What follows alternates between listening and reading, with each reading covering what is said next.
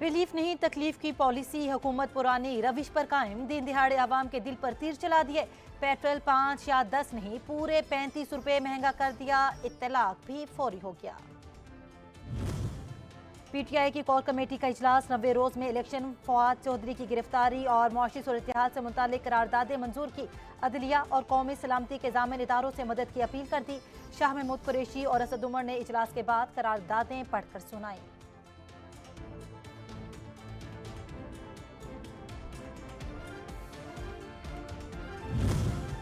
और वजीर तवानाई खुर्रम दस्तगीर ने दीर और चित्राल के इलाकों को यकसा बिजली फराहम करने का ऐलान कर दिया।